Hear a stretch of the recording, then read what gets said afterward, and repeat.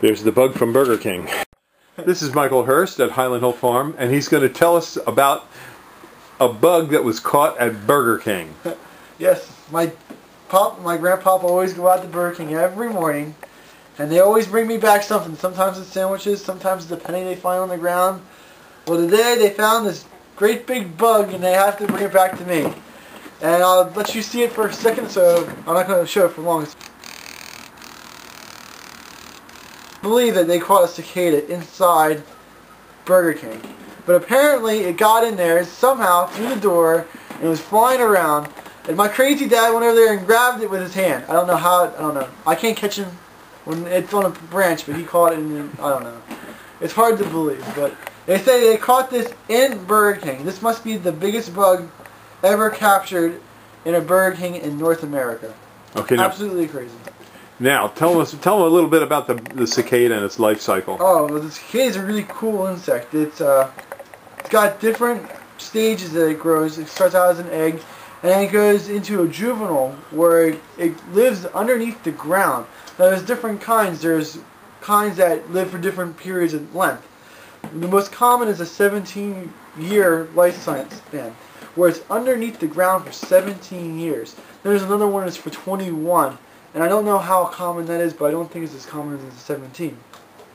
But it lives underneath the ground by itself, solitary, very slow moving, feeds on the roots every now and then, but it's solitary, very long-lived insect, which is amazing.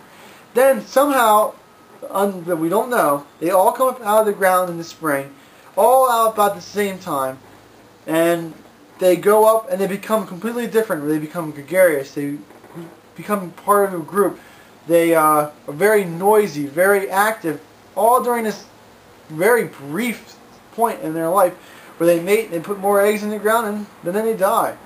It's absolutely weird how one population can lay its eggs, and all the eggs, they live underneath the ground for about 17 years, then without any form of communication between each bug, they all emerge at the same time. They all cluster together about the same area. They all make a bunch of noise.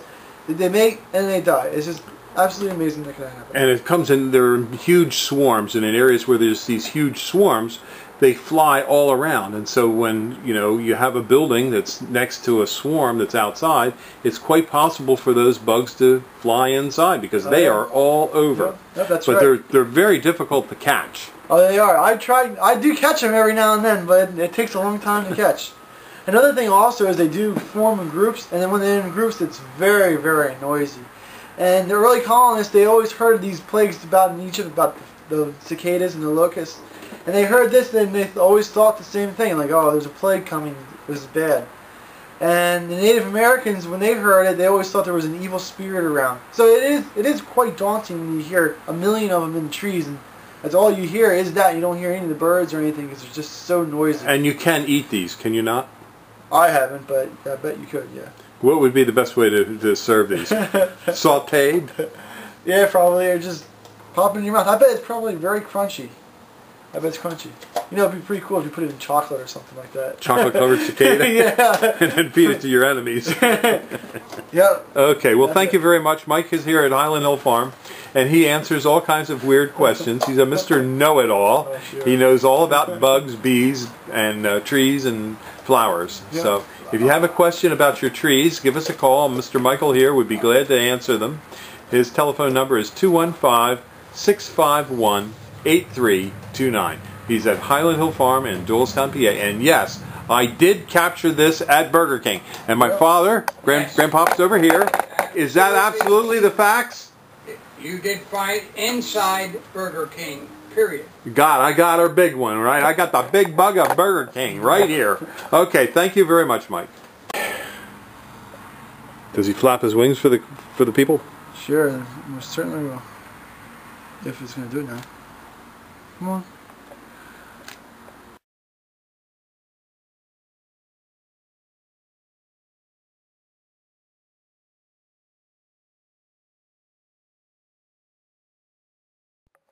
At Highland Hill Farm, we have a lot of different kinds of trees for you.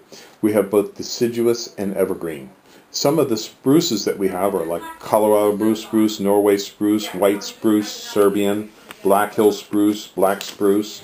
We also have some firs, such as Fraser, balsam, Douglas, and concolor. Most of these are in seedling or transplants. We do have larger trees such as white pine, Norway spruce. We also sell a whole range of arborvitaes in many different sizes, from transplants up to large trees. The trees that we sell are both bare root and balled and burlapped and potted. We have thousands of them that we grow. We also have southwestern white pine, and we are noted for our green giant arborvitaes and Leland cypresses. We also have hemlocks up to 10 to 12 foot high, along with redwoods. We can also supply you with some bald cypress, larch, eastern red cedar. In the way of shrubs, we have arrowwood viburnums, bayberry, blackhaw viburnums, a whole range of viburnums, dogwoods, red, twig, silky dogwoods, elderberries. We also have forsythia, common lilacs, Japanese lilacs, Peking lilacs. We also have nannyberry, ninebark, and things such as Russian olive, which some people think is invasive. But we do sell a wide range of trees and shrubs, including winterberry holly. So give us a call at 215-651-8329 as we do deliver and plant.